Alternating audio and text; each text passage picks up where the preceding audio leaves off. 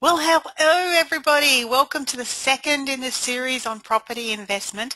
Get the banker off your back. And it's likely if you're joining this webinar that you've got a mortgage or some kind of loan, or you're thinking about getting a mortgage or some kind of loan. And no matter what your vision is or where you want to go in life, you'll probably have to borrow money to be able to achieve that. So today is going to be a little bit about all the things you want to have a look at whenever you're financing or even refinancing. You know, what I hear when I'm talking to people is many people are paying way too much on lending debt and borrowing back debt, and it is probably one of the worst mistakes you can make in a financial plan is get into debt. In fact, the wealth creation steps are get out of debt as quickly as you possibly can. So let's have a talk about it. Of course, loaning money is only one part of a secure and stable financial plan to build wealth, and my Money Matters workshop goes through the 5 main steps for wealth creation. Housing prices are on the move again and interest rates are low. So if you haven't looked at your mortgage in a while, now is definitely the time to do it. And all the indicators say that the interest rates will remain low for at least a long period of time from now. So take advantage of it. Don't sit back and hope that things will get better or things will get worse. Take action. And that's what these educational webinars are all about, is inspiring people to take action and take their finances seriously, because without a plan, it's very, very hard to get ahead in this world.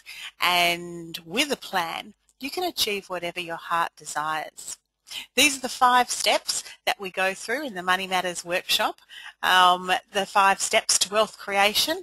And what we're going to be really focusing on tonight is step 3 and 4, and that is debt reduction, because any kind of wealth creation plan is built around having strong investing lots and investing often. And that's very hard to do when you're living from paycheck to paycheck, because all of your money is going to the bank in the form of interest rates. So just for those that haven't done one of our Money Matters workshops before, there are 3 different types of debt. The first one, red debt, is consumed debt. So this is debt that you get on anything that is not increasing in value. So a car loan, credit card debt, personal loans, all of those are very expensive types of debt, and they will keep you broke.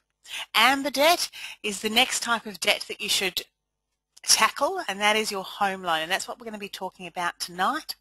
And green debt is debt on an asset, and I will also touch on that tonight, because if you're investing in property or managed funds or direct shares, then borrowing debt is one strategy. Not a great strategy, but it is a strategy that many people employ.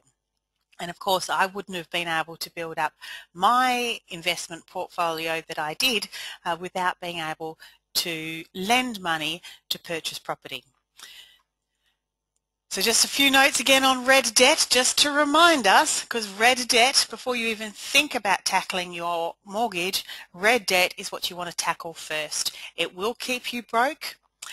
If you are thinking about refinancing, I'm a big believer that debt consolidation loans are very, very dangerous. Please don't get suckered into by the bankers and the brokers to package up all of your personal debt and put that on your home loan. Sadly, the case I have seen over and over again is that people who do this don't change their behaviours, and in 12 months' time they just build up that debt again, but this time they've got a bigger mortgage to contend with. In fact, 7.3% of people living in Perth today owe more on their home than what their home is worth. And debt consolidation loans are one of the ways the banks keep you broke and keep you tied to a mortgage for many, many years. So when it comes to red debt, pay that off first. Start with the very smallest and knock over those debts and make a commitment. I'm never going to get into red debt again, because that is probably the single #1 reason why people don't move ahead financially. So let's jump straight into it. Your home. We're going to be talking about different types of loans, and we're going to talk a little bit about some of the negotiating skills that you can use when you go to get your first home loan, or your second home loan, or your 100th home loan. Now let's have a look at a mortgage. What you see here on this slide is an example of the average mortgage, the average home price in Australia today, which is around $420,000. In fact, some figures are showing $450,000 is the average home value. And the average mortgage in Australia is just under $300,000.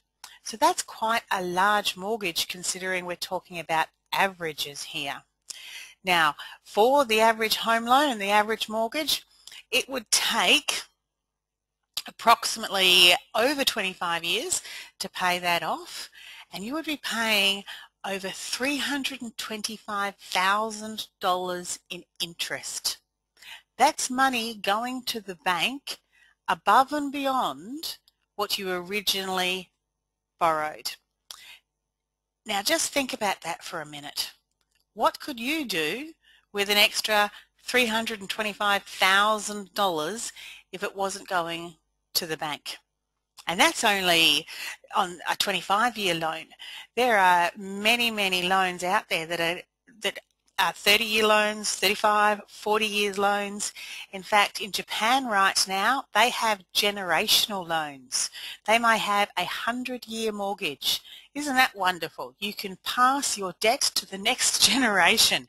But it's scary stuff, and it's probably coming here too. Monthly repayments at 7%, and I know that that's not where we're at the moment, but we want to keep this round, because the likelihood is that over that 25 years, there's going to be times when you're paying 7% and more, an extra $2,000 per month just in interest on your mortgage. So the very first tip I've got when it comes to a mortgage is buy the cheapest home you possibly can. Most millionaires, they live in very modest homes, and they put all their money into investments. So sometimes we get suckered into keeping up with the Joneses, particularly when it comes to property. And sure, we all like to live in a nice house, but if it means that you're going to be shackled to a mortgage that creates stress for the rest of your life, then you really got to consider what your different value systems are around that. Okay, I have a saying that there are good salespeople and there are bad salespeople, and even good salespeople have bad days. Generally, the first thing you're going to do when you're looking at refinancing or financing for the first time means that you're going to deal with either a mortgage broker or go direct to a banker. And in the olden days, bankers were very, very different to who they are today. Today, bank managers are generally salespeople, commission driven, and they are on high targets. They have targets of how many mortgages they have to sell per week, how many credit cards they have to sell per week, and how many insurance policies that they have to sell per week just to keep their job. And I think that there is a misconception out there that the old bank manager that you built a relationship with and who was the decision maker in the negotiations are still out there, and they're not. Those days are gone.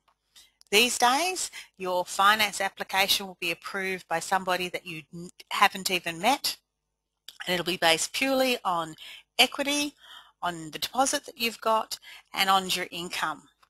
And in fact, income, since the global financial crisis and the credit controls have tightened up, is more important than ever before. And even though you may have a lot of equity in your property investments and in your assets, then that doesn't necessarily mean anything if you can't service the debt. And there's good reasons for that. Now, we all know what happened in the property bubble, but it does make things a little bit more difficult, and it means that you might have to jump through a few more hoops than what we used to. But don't be fooled. Both your banker and your mortgage broker are earning commissions, and they have targets. And as a salesperson myself, I know that if it's the end of the month and you need to reach a particular target, it's very tempting to tell people what they want to hear and not necessarily what they need to hear, and maybe sell them something that is not good for them at all. So be careful, be on your guard, and make sure that you're not taking advice from one person or two people. And I would, if you're going through a mortgage broker, I would go and see 2 to 3 different mortgage brokers. I've had bad experiences with mortgage brokers. One broker cost me over $10,000 because he didn't read the fine print and didn't sell me exactly what I wanted, even though I had made my needs very, very clear. The mistake I learned in that process was that I can't rely on anybody else when it comes to my money. I should have read that fine print, and I should have made sure I knew exactly what I was getting into. The next thing you want to think about before you even go to the bank is, do you want to switch, or can you just negotiate? There's a lot of people chasing the interest rate at the moment, looking for the best interest rate possible. And what they don't realise until they're halfway down the process, it is very expensive to change mortgage lenders. There are all sorts of costs involved, and very often if you just go to your current mortgage lender and negotiate with them, by all means threaten to leave, but you might find that you save yourself an awful lot of costs if you just negotiate with your current lender. So think about that as we go through. There may be better deals out there, but in the long run, once you take into consideration the establishment fees and the mortgage discharge fees, is it really worth it for 0.5% or half of a percent interest rate cut? Are you actually getting a better deal? Or could you have gone to that bank and said, hey, ABC Bank down the road has offered me this, will you match it? And most of the time they will. So when you're going into a negotiation, whether that be with your bank or with a mortgage broker, another saying that we cover in the Money Matters seminar is smart women ask dumb questions. Don't be intimidated by a flash suit or a flash car. Don't care what the salesperson in front of you thinks of you. Ask as many dumb questions as you possibly can. The dumber the better, in fact, because it may put the salesperson off guard, and you might find out some things about loan contracts and insurance policies that they may not have told you if you went in there sounding like you actually knew what you were talking about. So we talk about 5 different costs. The first is the starting cost. So when we're talking about mortgages, we're talking about application fees. We're talking about what the costs are to actually get the loan. Most cases, if you're persistent enough, you can get application fees waived. What you won't be able to get waived, though, is mortgage discharges if you're switching lenders. So keep that in mind. But do negotiate your application fee.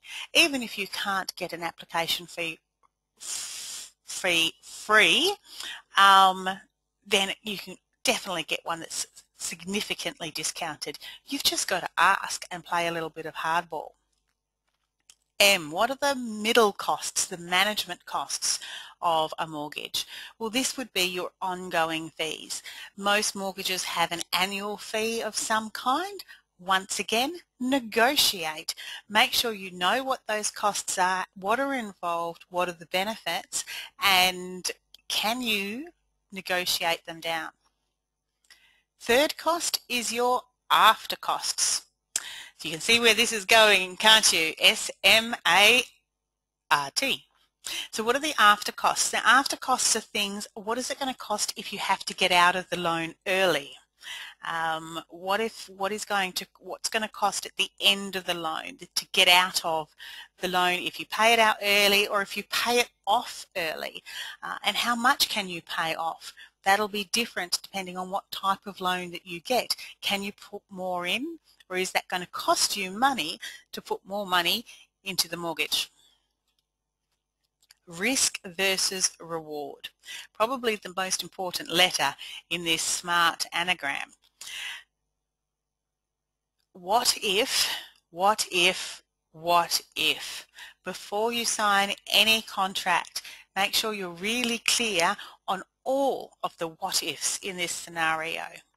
What if a partner loses their job? What will happen if interest rates rise? What will happen if interest rates drop? What will happen if you can't sell the home? If after you've purchased your home and you've got to get out of it and there's a sales slump, what could happen? Make sure you're really aware of what the risks are, but also the rewards. And finally, T, tax implications. Now, tax implications are one of the reasons that paying off your own home as soon as you can should be on your priority list, because different types of debt have different tax implications. So if you have personal debt, red debt, or amber debt, your own personal home, that debt is not tax deductible and it's paid in after tax dollars. Simply, that means that if you're on a 30% tax bracket, then to pay $100 off that loan, you actually have to earn $130. The government takes the $30 in tax, your $100 is left over, and that's what you're paying your mortgage with. Now that's very different when it comes to green debt or debt on an investment, because when you pay $130 to pay your interest on an investment loan, you pay the full $130. There is no tax on that income. So that means that you've got a lot more bargaining power for the dollars that you're putting in. So make sure you're aware of the tax implications, and how you structure your loan may be very, very different from a home loan to an investment loan. And the tip is, pay off your home loan first, tackle investment loans second, because your investment loans are tax deductible.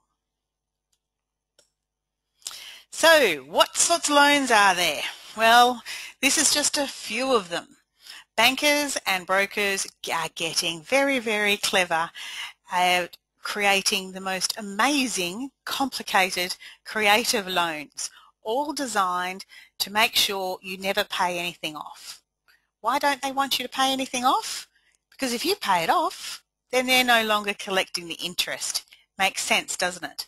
Their entire business is built around you never ever paying off the debt that you acquire, and better still, acquiring more debt. And that way you continue to pay them through your interest repayments month after month, year after year, decade after decade. So we're smarter than that. We know that paying off debt is the number one thing that's going to get us ahead. So let's have a look at the basics of the 5 main different types of loans. First of all, the variable loan. Now all that means, and every bank and every mortgage and every loan will have a whole bunch of variations here. So this is a real generalization. Please check the fine print on your own personal finances. This may not be the same in your personal circumstances. I'm just giving very general advice here. But generally, a variable loan means that the interest rate can go up and down based on what the Reserve Bank sets, but that doesn't mean that the banks pass on the savings. They generally do pass on if interest rates go up, then their interest rates go up. Very often when interest rates go down, theirs doesn't necessarily go down, and we've seen that happen in the last 12 months. But a variable loan means that the interest rates can fluctuate, but generally your variable loans are great because you can pay more off. A fixed loan, on the other hand, has a fixed interest rate, and it's the same interest rate throughout the fixed term period, whether that be 1 year, 2 years, 5 years, 10 years, it'll be the same interest rate. Now, a lot of people have done lots of studies on what is the best to go for, and there's really two schools of thought there. One school of thought is that the banks are really clever and they fix those rates knowing that they're going to still get the best deal. And I read a study recently where a chap did a 100-year survey of what would have happened if you chose a variable loan in that 100 years or a fixed term, and every time he did the numbers, if you chose a variable loan, you actually would pay on a lower interest rate for the majority of the time. So I thought that was fascinating. But if you have got a fixed income and you need support and help with budgeting and finance, then a fixed term loan is great because you know exactly how much money you can pay off. And generally in a fixed term, they will allow you to pay off a certain amount. They might say you can pay an extra $25,000 off in this fixed term period. Find that information out and utilise it. Get every single dollar paid off in a fixed term that they will allow you. In a variable loan, obviously you can pay off as much as you like because there's no particular term in most loans, but check the fine print. Check the fine print, check the fine print, check the fine print, check the fine print, because everything is negotiable and everything can be different. I can't give you any certainties here. What we have done in the past is we have had half variable, half fixed, sort of a foot in both camps to make sure that we're getting the best of both worlds. The third type of loan is an equity loan, and these have become very popular. The banks sold the concept that you could put all of your pay and all of your money and all of your savings into a loan and be able to redraw it any time, and that way you would save interest. The sad reality is almost everybody I know who's got an equity loan has never paid $1 off. It's just too tempting to take that money out, and we found even when we had equity loans that nothing was paid off. So I wouldn't suggest you get an equity loan. I would, however, suggest you get an offset account. And that works exactly the same.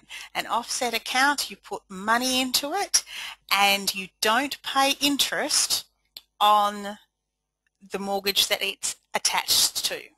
So let's say you had $10,000 in an offset account, then you wouldn't be charged any interest on $10,000 of the mortgage debt. Much better than putting your money into a savings account, because you'll never get the same high interest rates that you're effectively saving. So don't use an equity loan, do use an offset account. Fourth type of loan is an interest-only loan.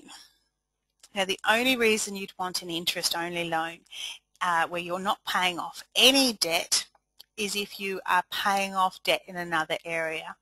So interest-only loans are very popular if you've got green debt, investment debt, and you want to put all of your money into a mortgage and paying off that amber debt and that red debt first. But as soon as those debts are gone, I would suggest, even on investment debt, you start paying that off as quick as possible. Now, the fifth loan is an interesting one. It's called the low doc loan. And they were very, very popular prior to the GFC. What that meant is you didn't have to give the banks much documentation. As long as you had the equity, they didn't care about how much income that you earned. And of course, what happened? We borrowed lots and lots of money and was not able to repay that. And that is really what happened with the global financial crisis, a build-up of low doc loans, particularly in Australia. Now, after the GFC, most of the banks stopped all low doc loans, and we didn't see them. They were gone. And because the government had tightened up the lending restrictions, then banks were just not offering low doc loans. But if you have a look at a few websites now, they're creeping back, and even the big four banks are now offering low doc loans again. So it'll be interesting to see what happens in the next 10-year cycle. Remember, that's the job of the bank. The job of the bank is to get you to loan as much money as possible. So you don't only want to think about what type of loan best suits you, you also want to talk about the benefits available in that loan. You don't want a really expensive loan that has features you don't want, and you don't want a really cheap loan that has lots of hidden costs and inconvenience. So some of the benefits you want to have a look at when you're looking at your finances is, does it have an offset account? I really believe they are a fantastic tool, so do look at that. Payment frequencies. Can you pay off more? Can you pay more money off every day if you wanted to? And what are the restrictions on that? Is there free everyday banking?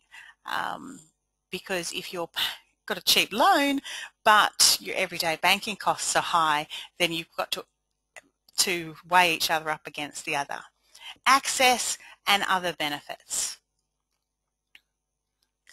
Now this is what can happen if you pay $100 more per week off that average mortgage that we looked at before. A saving of over $127,000 and 8 years off the price of the time it takes to pay that mortgage off. In those 8 years, you could be sunning yourself in Hawaii with your $127,000 that's still in your pocket on just $100 per week more. Tip number one, I'm sure you've heard it, is pay weekly. There are 52 weeks of the year, which means that you'll be paying 4 extra payments if you pay every week rather than paying monthly. Pay more, even if it's $5 more to start with or $10 more. Over time, that can really add up. So pay as much off as you possibly can, and do use an offset account. So I hope you enjoyed that. That's a little bit of a trip down the banking industry and different loans that are available, and I hope it's just given you some food for thought, and if nothing else, inspired you to go and check out what's happening in your own mortgages and what's happening in your own personal lending. I do encourage you to grab a ticket to our next Money Matters seminar. I'm very excited about this program. It's a 4-hour workshop that will inspire you, that will give you a really clear financial plan to start working towards. We discuss the 5 steps to wealth creation, and these are the 5 steps that have been followed by millions of people around the world. And we'll give you some real tips on how to get smart with your money. So whether you're just getting started in financial planning or whether you're a sophisticated investor, I'm sure you're going to have a lot of fun at our 4-hour workshop. To buy a ticket, go to www.mycashcoach.com.au. I hope to see you there, and thanks so much for spending this time with us tonight.